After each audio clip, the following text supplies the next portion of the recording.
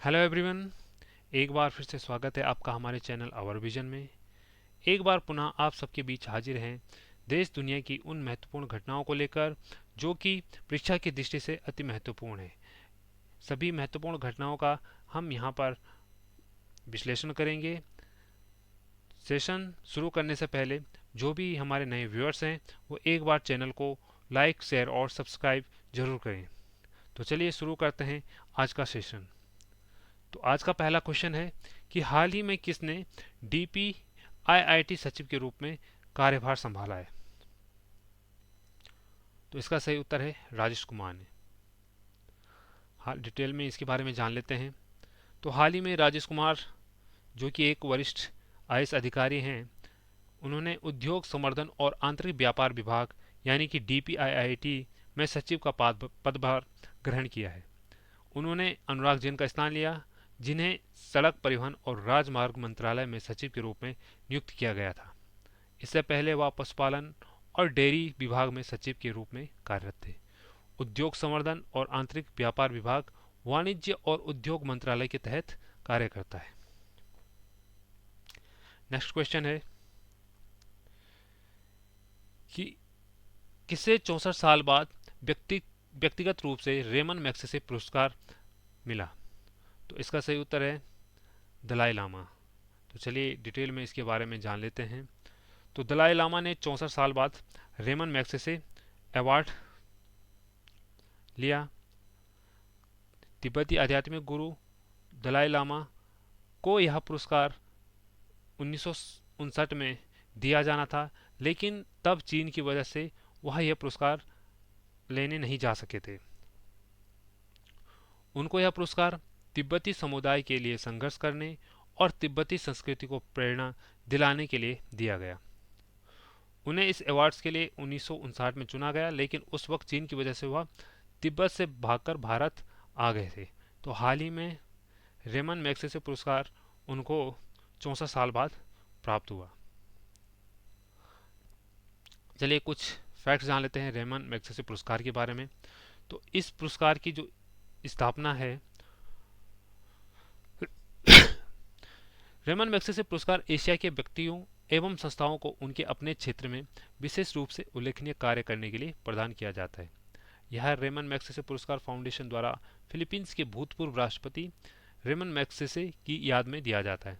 इस पुरस्कार की स्थापना 1957 में हुई और इसका जो नामकरण है वो फिलीपींस के जो राष्ट्रपति रेमन मैग्सेसे हैं उनके नाम पर हुआ, जिनकी 1957 में एक विमान दुर्घटना में मृत्यु हो गई थी। रेमन मैग्सेसे पुरस्कार 6 श्रेणियों में प्रदान किया जाता है, जिसमें कि शासकीय सेवा, सार्वजनिक सेवा, सामुदायिक नेतृत्व, पत्रकारिता, साहित्य तथा सृजनात्मक संप्रेषण कला, शांति तथा अंतर्राष्ट्रीय सद्भावना तथा उभरता नेतृत्व शामिल है।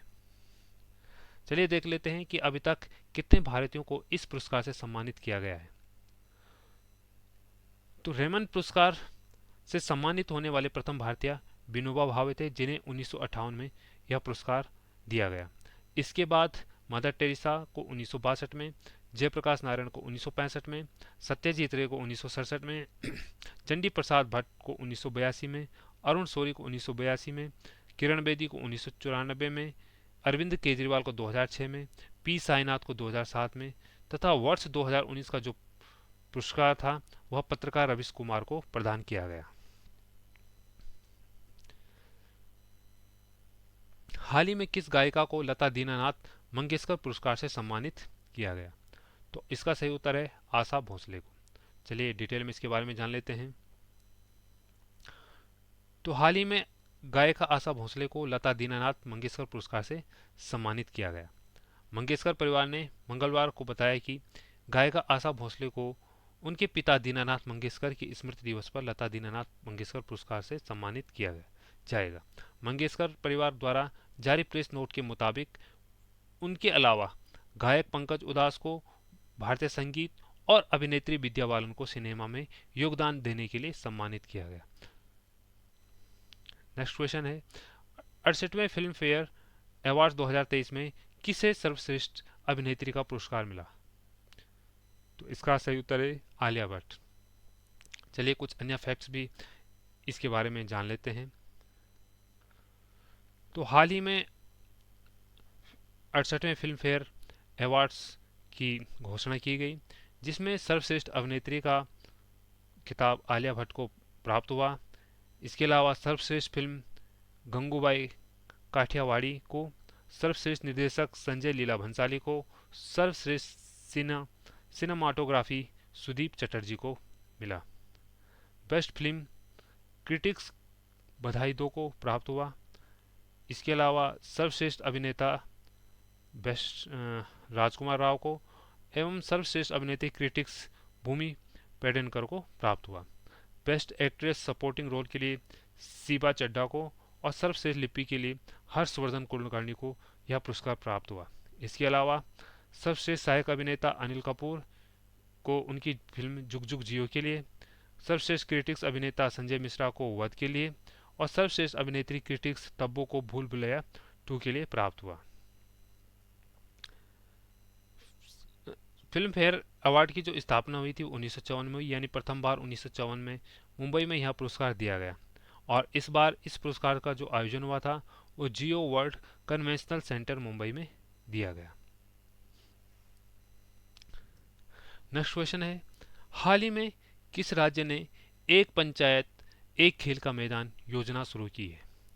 तो इसका सही उत्तर है केरल। तो चलिए कुछ फैक्ट्स जान लेते हैं इसके बारे में भी। केरल ने खेल संस्कृति को पुनर्जीवित करने हेतु एक पंचायत एक खेल का मैदान शुरू किया है। केरल सरकार ने राज्य में पंचायत स्तर पर खेल को बढ़ावा देने के लिए एक नया project one panchayat one playground शुरू किया।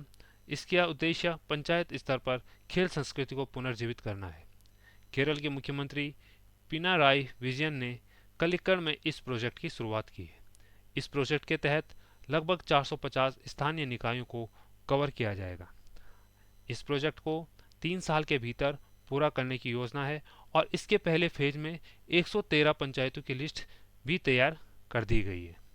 तो केरल राज्य के द्वारा एक पंचायत एक खेल का मैदान नामक योजना शुरू की गई है। चलिए कुछ वन लाइनर करंट अफेयर्स भी देख लेते हैं। तो पहला क्वेश्चन है, association of asset reconstruction companies के सीईओ कौन बने? तो इसका उत्तर है हरिहर मिश्रा। नेक्स्ट क्वेश्चन है, हाल ही में किस देश का रिसर्च रॉकेट गलती से नॉर्वे में लैंड हो गया? तो इसका सही उत्तर है स्वीडन। नेक्स्ट क्वेश्चन है, कहाँ वन अर्थ वन हेल्थ के 6ठे संस्करण का उद्घाटन किया गया? तो इसका उत्तर है नई दिल्ली में। तो नई दिल्ली में हाल ही में पीएम मोदी जी के द्वारा वन अर्थ वन हेल्थ के 6ठे संस्करण का उद्घाटन किया गया। नेक्स्ट क्वेश्चन है, हाल ही में भारत ने किस देश के साथ मिलकर net zero innovation virtual centre बनाने की घोषणा की है? तो इसका उत्तर है ब्रिटेन। नेक्स्ट क्वेश्चन है कि हाल ही में महिला बचत पत्र योजना किसने शुरू की? तो इसका सही उत्तर है केंद्रीय मंत्री स्मृति ईरानी ने। नेक्स्ट क्वेश्चन है, हाल ही में किस राज्य के कुंभम अंगूर को जीआई टैग मिला? जीआई टैग मतलब जियोग्राफिकल इंडिकेशन। तो इसका सही उत्तर है तमिलनाडु। तो ये था आज का करंट अफेयर्स जो कि अति महत्वपूर्ण है। इसके अलावा जो भी करंट अफेयर्स होगा वो हम नेक्स्ट वीडियो में कवर करेंगे। तब तक के लिए धन्यवाद।